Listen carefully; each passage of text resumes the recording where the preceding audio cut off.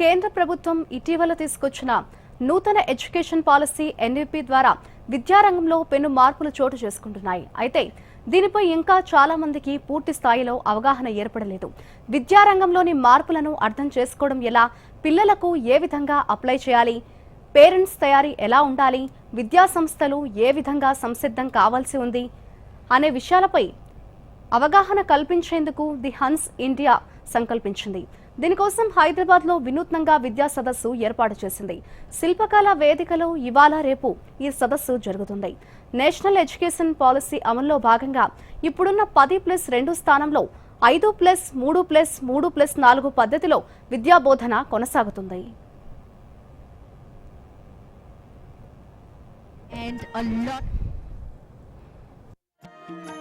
So let's all clap harder. గట్టిగా చప్పట్లతో ఈ బ్యూటిఫుల్ ఈవెంట్ ని స్టార్ట్ చేద్దాం. Amidst all our eminent speakers and dignitaries on the stage.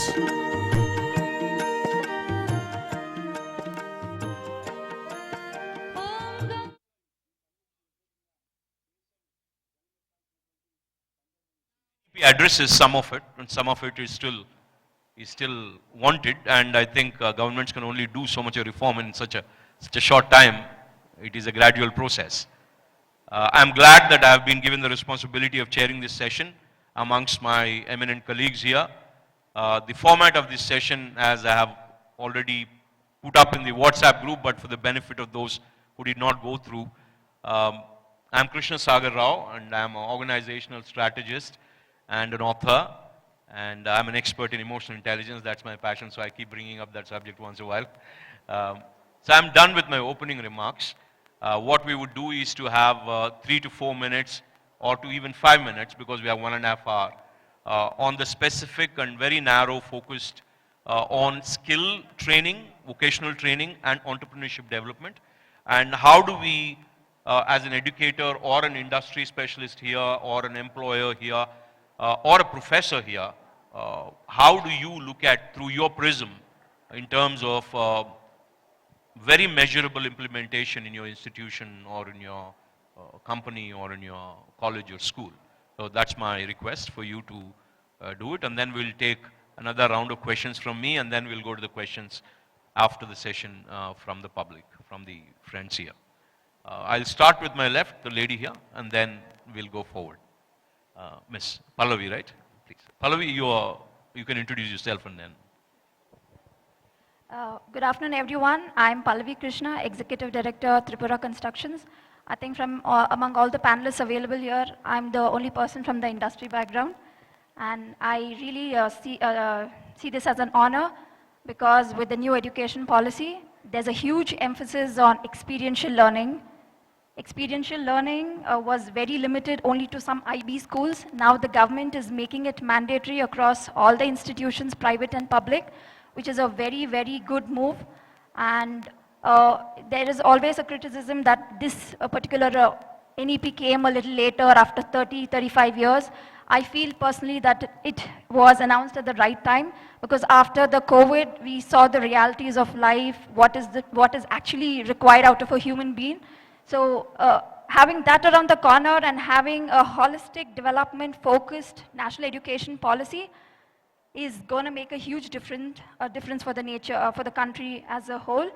Earlier, we always spoke about development, and going forward, I think we're going to talk more about sustainable development. It's not just about survival, but we're going to focus on the coming generations, and that's what I love a lot about the NEP. And thank you so much for having me, and a huge congratulations to Hans India, because you've brought all the stakeholders together and publicly making an announcement, a communication that, look, there's a huge difference that is going to happen in our education system. Going forward, it's not going to be the old system, and everybody, the industry, be it the parents, the community, the public, need to support this move. Everyone needs to understand the role. You can't just leave this, education institutions as a separate entity. They are going to be on the main screen, and you need to support them, and we all have to make this happen if we want to see a good, brighter India. And that's it from my side. I'll take it last. So, can I have a presentation? Yeah. Good evening. I'm Professor Abhijit Shirodkar, the Dean of the School of Architecture and Planning, and a member of the Council of Architecture, New Delhi, an elected member of the Council. I should at the outset, as she said, that I should be thanking Hans India for initiating a dialogue on NEP 2020, something which till recently even I hadn't heard about, I hadn't read about. Because of Hans, probably I went through the entire NEP document. Thank you so much.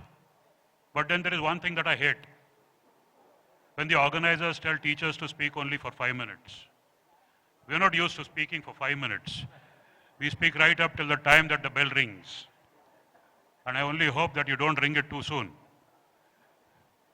But since the chairperson has given us 5 minutes, I think we'll have to keep to 5 minutes. Since in this session we are only talking about vocational training, skill sets and entrepreneurship, I think I should keep my 5 minutes or initial remarks based on that. And since I'm an architect, and to make it a point here, I'm also from the industry concurrently. You're not the only one. So I'll take you up on that as well. As a teacher and as a professional teacher, I cannot be solely into academics. To make academics worthwhile or to make academics up to the mark, I have to be in practice. And we are in practice. That is exactly where the vocational training, the skill sets come in. We cannot be theoretical teachers. So with NEP, I think if I keep myself also to architecture as such, architecture and design, we have always been oriented towards vocational training and entrepreneurship.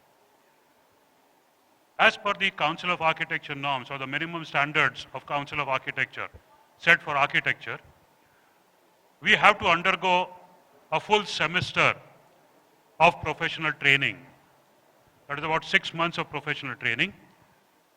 And then you come back to the school and do your final year project, which when you do the professional training, your project automatically becomes more practical. So our education is automatically oriented towards that. Most of our design schools also have summer trainings which are incorporated in the syllabus itself. They have credit weightage for all their summer trainings. So it effectively mandates that the students undertake that training during the curriculum itself or during the course of the curriculum. So therefore, we have always been on that front, giving the mandatory training to make the students profession ready or industry ready, as we like to call it. Secondly, this also is about NEP rather, is also about giving the students the freedom to select their own career. We already had a choice-based credit system where the students could select whatever courses they wanted to. But of course that was more on paper than effectively,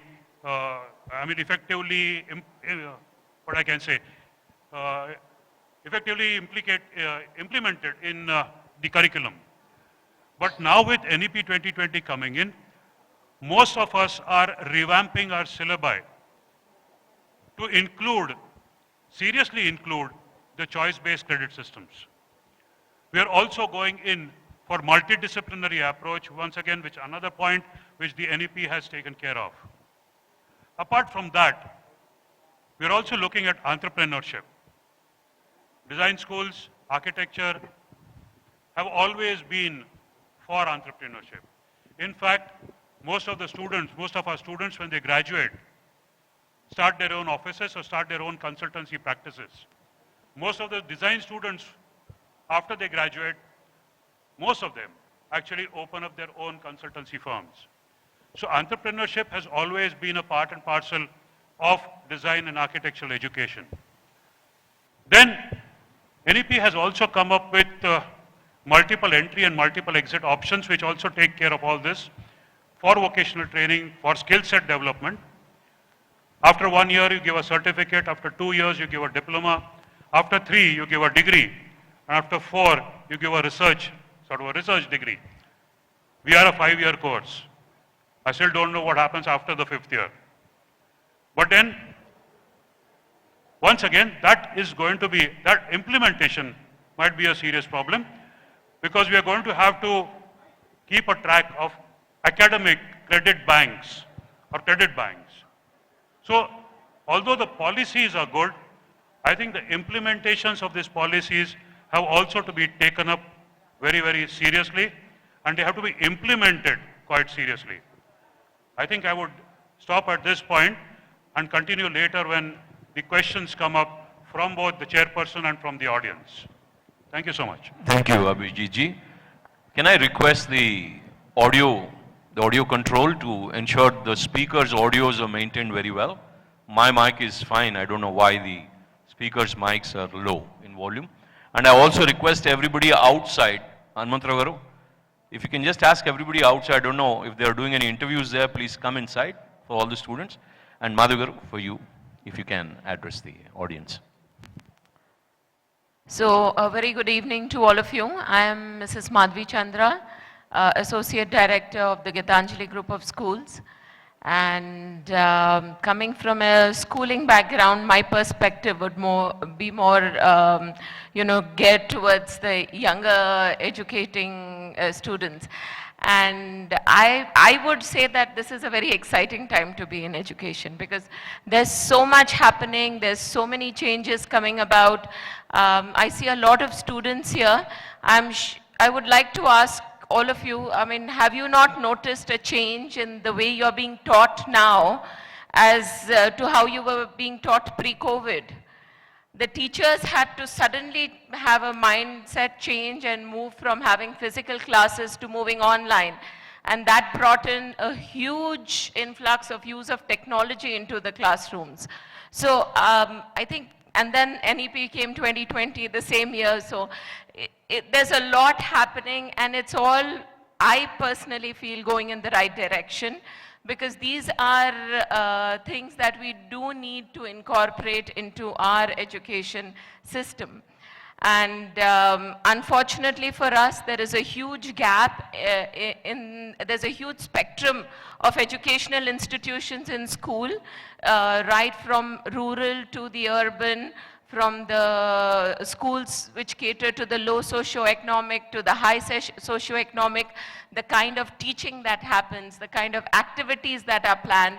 There's a huge gap in all the schools. So we need to bridge that, and that is where NEP would really benefit, I feel. And since we are talking about skill development today, I'd like to say that, the NEP, specifically talking about the NEP, it talks about 10 bagless days where children are sent out for internships or given some kind of vocational training. But personally, I feel that there is a lot more to being a good entrepreneur or being, ready for the workforce than just developing a set of vocational skills. I mean, it's